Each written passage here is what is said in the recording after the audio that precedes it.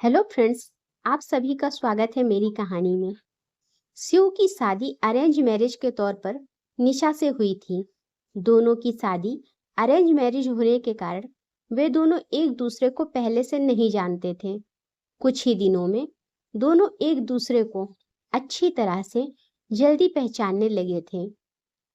जब दोनों में अच्छी तरह से पहचान हुआ तो दोनों एक दूसरे को समझने लगे थे। तो शिव को लग रहा था कि उसे एक बेहतर ही पत्नी मिली है, क्योंकि उसे पूरी तरह से समझने के बाद उसे समझ में आ गया था कि लव मैरिज करना कोई जरूरी नहीं है। अरेंज मैरिज में भी अच्छी पत्नी मिल जाती है। दोनों की नई नई शादी हुई थी। इसी कारण से दोनों एक दूसरे को अच्छी तरह से समय देते थे। उसके बाद दोनों एक दूसरे के काम में हाथ बटाया करते थे। पति पत्नी दोनों में खूब ज्यादा प्यार होने लगा था। अब उसकी पत्नी भी शिव को समझ गई थी और उसे किसी भी प्रकार का कोई काम या किसी भी प्रकार का कोई सामान जरूरत पड़ने से पहले ही उसकी पत्नी उसके सामने हाजिर कर देती थी। एक दिन शिव ने अपने दोस्त नीरज को अपने घर दावत पर बुलाया था। शिव और निशा के प्यार को देखकर नीरज बोल उठा, तुमने तो अरेंज मैरिज की है, लेकिन तुम्हारी पत्नी बहुत अच्छी है, तुम्हारा बहुत ज्यादा ख्याल रखती है और तुम दोनों भी अच्छी तरह से अपना काम कर रहे हो। तुम्हारी पत्नी तो बहुत ज्यादा खूबसूरत है और हर काम में तुम्हारा बहुत ज्यादा ध्यान रखती है। तुम बहुत ज्यादा खुशकिस्मत होगी। तुम्हें अरेंज मैरिज होने के बावजूद भी तुम्हें इतनी अच्छी पत्नी मिली है। एक दिन शिव अपनी पत्नी से कहता है कि तुम जाकर तैयार हो जाओ, हम लोग कहीं घूमने जाने वाले हैं। हम लोगों को शादी किए हुए इतना दिन हो गया है और बहुत सारे काम होने के कारण हमें टाइम भी नहीं मिला है घूमने के लिए। चलो आज हम लोग घूमने के लिए कहीं चलते हैं। इतना सुनकर उसकी पत्नी निशा कहती है कि आपने तो बहुत अच्छा कहा जी, बहुत दिनों से हम लोग कहीं घूमने नहीं गए हैं। अच्छा हुआ आज आपने बोल दिया, हम लोगों का मन नहीं लग रहा था। चलो कहीं घूम कर आते हैं।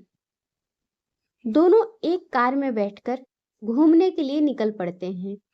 रास्ते में जब हाईवे पर गाड़ी जाती है तो एक बड़ी गाड़ी में टक्कर होने के कारण दोनों दुर्घटनाग्रस्त हो जाते हैं। शिव को जब होश आता है तो वह हॉस्पिटल में था। होश आते ही वह अपनी पत्नी को ढूंढने लगता है। तभी वो अपनी पत्नी को ढूंढते ढूंढते दूसरे कमरे में चला जाता है, जहां वह देखता है कि उसके सर अथवा पैर में बहुत ज्यादा चोट आई है। शिव घबराकर डॉक्टर से पूछता है कि मेरी पत्नी की तबीयत ठीक तो है, क्या वह सही हो जाएगी ना? तभी डॉक्टर कहता है कि तुम्हारी पत्नी के पैरों की नसों में ज्यादा खून निकलने के कारण पैर को काटना पड़ा है, वह नहीं चल सकती है। इतना सुनते ही निशा की आंखों में आंसू आ जाते हैं और कहती है कि मैं तो आपके ऊपर अब बोझ बन गई हूं। उसके बाद शिव कहता है कि ऐसा कोई बात नहीं है, इतने दिनों से तुमने मेरा ख्याल रखा था, अब मेरा फर्ज बनता है कि मैं भी तुम्हारा ख्याल रखूंगा। अब दोनों साथ मिलकर अपने घर की तरफ रवाना हुए।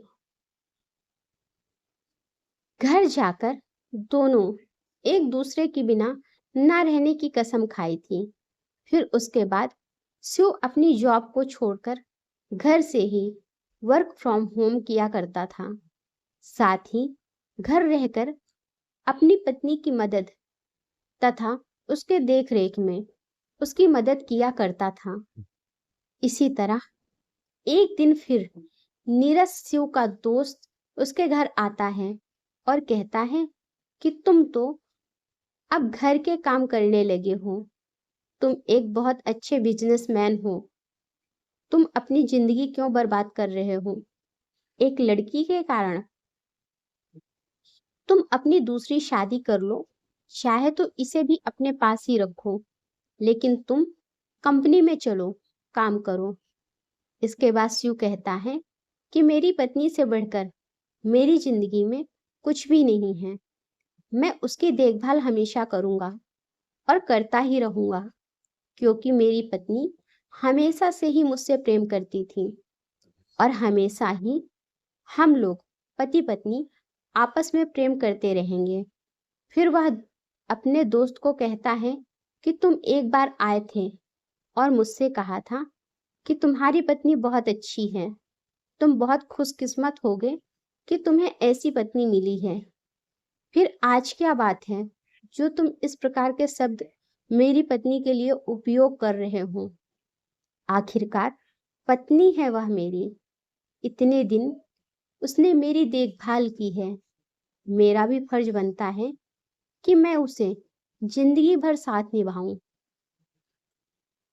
इतना सुनते ही पीछे से उसकी पत्नी भगवान से प्रार्थना करती है कि भगवान, आपने मुझे इतना अच्छा पति दिया है कि मैं इसका शुक्रिया कैसे अदा करूंगी, और वह सदा के लिए एक दूसरे से प्रेम करते रहें और अपनी जिंदगी को पहले से ज्यादा खूबसूरत बना लिया।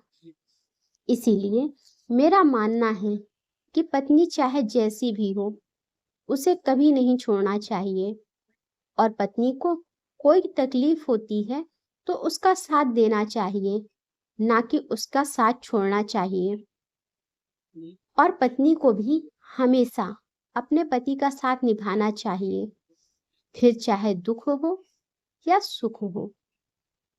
अगर आपको कहानी अच्छी लगी हो तो लाइक करें और मेरे चैनल को सब्सक्राइब करें। धन्यवाद।